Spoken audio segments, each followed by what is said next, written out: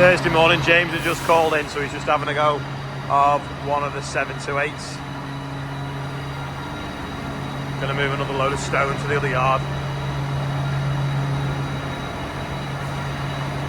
This has just arrived.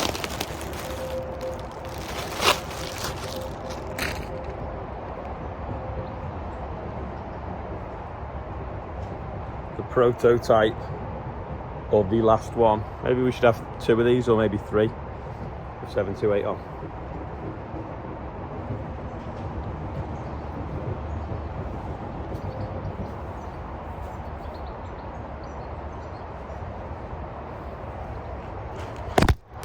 Oops. Proper. Don't forget, get yours now on the website before they're sold out. Good planings always seem to set in the pile, which is a little bit annoying, but at least they've still got a bit of tar left in them.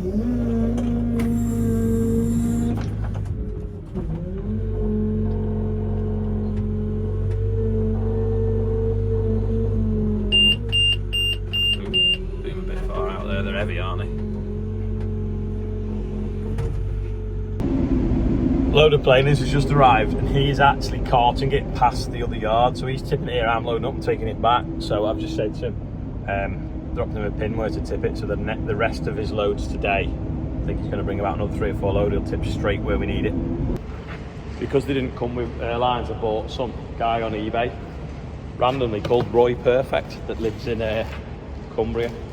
8-metre airline that'll screw on the test port, so I'm going to put one in each tractor, including the Valtra, so at least they've all got one with them. I wonder, is that his real name? Because I'm sure Charlotte Astley would agree that her Roy's not perfect. This has arrived. Massive box. It's a roll of vinyl for wrapping the green weight block back to black. James has got a septic tank delivered here for somewhere, so he's going to lift it off for him. Oh, there's the truck there now with a few on. Simple enough job, even if the windows do need a clean. Just put it on his trailer now. Can't get the Arctic down his drive where he's putting it. Start. Reverse. Start. Just winding out the ash now.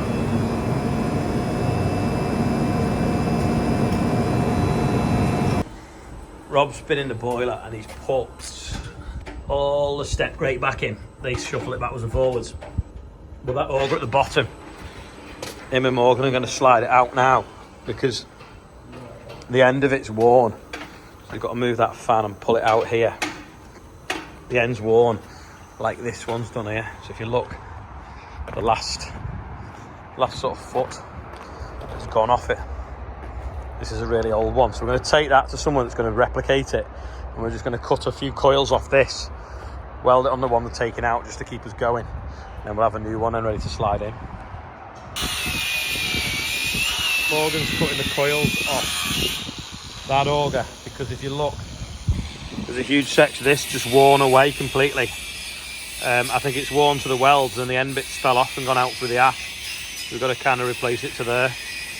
If he cuts 18 inches off that one, and then we slide it on, make it meet, and then we'll bodge it up, and then we'll have a template in that one he's cutting up now for making a new shaft. But we'll make it a little bit longer as well, I think. So it pushes the ash a bit closer to the other auger. Back now after looking at someone's pool. I'm not going to show you because it was obviously their own private pool, so I don't want to show you anyone else's stuff. That auger is back in now and back together, and hopefully is working pretty well. Dad's dropped the other one off at the place in D side, and they're going to refurb it. So I'm just going to quickly show you in here. Hopefully you can see what the problem was. If I can open this in time with one hand. So if you look in the bottom down there,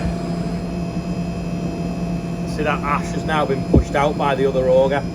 It sits underneath that, which is where the fire lives on the top. But the little gaps is where the ash can fall through underneath what they call a step grate. The step grate is like, you know, the penny pusher things that you see at the fair where you drop a penny in the top and it keeps sliding backwards and forwards and eventually they work to the edge and fall off. Well, the ash burns on the top of them and air pushes up through them little holes. Makes the fire burn well. As it starts to burn, you've got to get the ash out and new fuel on top. So the fuel comes in this end of the boiler, it walks into that end of the boiler, drops down and then into the ash auger and out. Are you playing on the new trailer, James? Yeah. So, quickly do the birthdays while he's doing that. James Haywood, 34, or is he 44? Who knows? Jim Ginn is on, he's 72. Oliver Booler is 21. Dylan Robson is 15. James is going to throw straw down John's back. We got Oliver Akerman is 13. Lukey's 31. Ernie Hill is the big 9-0. And Mick Kymeth, is 60. We're at £71,479. I'm going to show you this trailer. There's quite a few differences to the other one. It's obviously got this on now, which is the handbrake, but also you can put a breakaway chain on there, so it pulls that on. It pulls the brakes on if it was to come detached from the tractor. We've got this on it now, so if we're stacking straw up, it holds at the front if you want to. You can shove it up without it wanting to fall off. The other one I think had more of a rail and then a toolbox, whereas this is like all integrated all the way along. And obviously it's got 3 axles on it, so it spreads the weight a lot more. I think that can now carry 29 tonne. It's exactly a foot longer than the other one, so it just means that when we put Merlot on and bags of seed, or if we put 8-foot bales on, we've just got a little bit more slack. The other one, it was quite tight getting them on. The marker lights on there, they weren't on the last one. Messed up though, because we did have slightly wider ramps, which basically meant that then the gap in the middle was narrower for getting mini diggers up, and I forgot to mention that. So the ramps are standard, but equally though, it does make it easier for dropping the digger arm through the middle. Although being that little foot longer, it probably doesn't got to drop through as much. It's got some work lights on it as well, either side, for when you're loading and strapping stuff up in the dark or backing up in the dark. Obviously the ramps are hydraulic, and then the bale wedge, there's a lever around this side, which I'll show you that in there, and then that makes the wedge move up and down, which is held on by that prop mechanism. Can you see it? In fact, you can probably see it better from the back. So that prop there drops in them holes. You lift it up, pull that wire rope, which goes right round there by the lever, and that pulls that back, and then it drops back down. There's the ram that makes the wedge go up and down. So it's basically within a second and a half, you can turn it from being a flat trailer to a beaver tail. We used to have a wedge that lifted in and out on the old trailer, and it was a pain because you don't never have the wedge with you when you needed it, or it'd be too hard work to lift it in and out, so you need the telehandler, then you'd have the bale spike on, and it was always a pain, or it'd get bent and then you'd put bags of seed on, they get ripped. Whereas that, it can be that 1 minute, pull a lever and it's back to a flat. Tyres on it are these, which are proper wide, so they are the same, there's a foot next to it, they're the same rolling radius as a set of twins and the same height. So the trailer now is probably about that much lower, and I think it means, we've got to check with the tape measure, I think we can fit an extra layer of straw on for fitting under the low bridge when we're carting straw into Frodsham. Otherwise, it's pretty much the same. Painted in Richard Weston yellow because I think it's the cleanest colour ever. Like, it looks clean and shiny, but if you look, you see where I've wiped, it just doesn't show the dirt.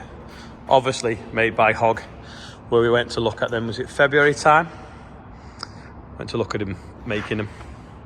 But yeah, that is the new trailer that we come yesterday. So our other one, Bill and Joe were looking for a trailer, so I sold them mine and then replaced it with this one. And Hog Engineering did me a mega deal because obviously we've bought them in the past and they get a little bit of don't know, it's not really advertising, bit of brand awareness by people seeing it in the videos perhaps. So he'd seen me do a video with Sammy in Ireland where when I got there they had a hog low loader, and yeah, he said we'll keep it fresh for you. So put me a deal together. Bill and Joe were looking for one. It all added up and it wasn't a lot of money to swap, so happy days. And like I say, we just added some extra bits on the front. But yeah, thank you for that. Oh yeah, it's got these things on the front as well with the buckets that slide in. I think they've left them by the workshop. That's the only thing. They've been better off with some little hooks on here. Just put them so they always live with the trailer perhaps. I suppose if you're moving the digger you put them on. If you're moving straw you don't bother. But yeah, happy days. Looks well on the back of these. Right, we've been sowing cover crop last Friday in the dark, weren't we, after we'd finished baling on the barley straw. I'm gonna go and see if it's coming up. Say cover crop, SFI wild bird mix as a cover crop. So we'll go and see what it's doing. Pants falling down.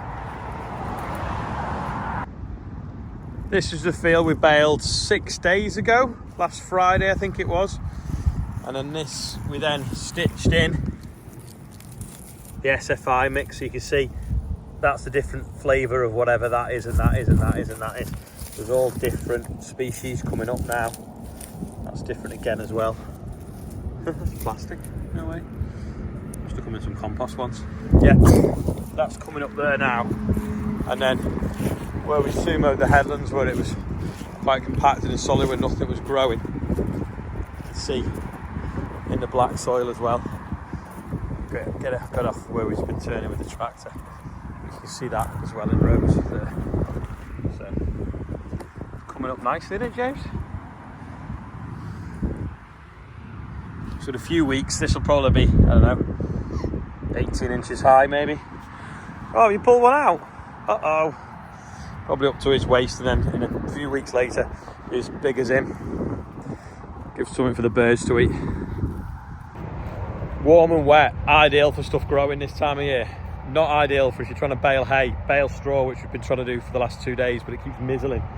And also getting Bill's OSR cut, it's not been ready yet, so that'll be in a few days' time. We've got some barley that, because it's patched up with spring, that's not ready either. So it's just a frustrating week, really. I mean, we're catching up with other things. I've been doing a bit of research of this pool thing to see what it's going to cost to do and what the return might be. My mum and dad are completely against it. Most new ideas they are anyway. But I'm just trying to think of something that we can make use of them barns that's quicker than a house conversion, less expensive to do, and a quicker return on investment than it would be if you spent 400,000 quid turning it into a house. Then I don't want to sell it, so I've got to rent it out. You've got to find someone to rent it, or you've got to Airbnb it. You've got a 6 month probably build if you're converting it at 400,000 quid, probably 300 if you were lucky. You'd have to borrow that money, so by the time you paid it back it's 600,000 or 700,000. You're probably talking 10 years to get that back before you've then made something on the top of it. If you could build a pool for say 100k and get it back in a year or two, then that's better. And if you can do it without borrowing the money, it's even better again. We're back from our walk. Chester's watering the trees. That's all for today. I've basically spent all day chatting to people, whether it's about pools, about roofs, because we're going to re-roof that shed at Brookhouse, looking at different wet places to put pools. It hasn't been a particularly interesting video for you to see or me to film. The guys have been fixing the boiler. Morgan's been mowing one of the dog fields. You know, when he got there someone actually booked it before he got there, so he couldn't do it all. They've been tidying up in the workshop. Not a very interesting day. We should be flat out cutting corn, baling straw, everything, but we haven't been. So we're sorry about that, but that's just been today. I'm worn out because I feel like I've done nothing other than talk to people. But nevertheless, thanks for watching, and I'll see you all tomorrow. Actually, one last thing. If anyone can think of a better use of them barns that's cheap to do and return a good investment, let us know in the comments.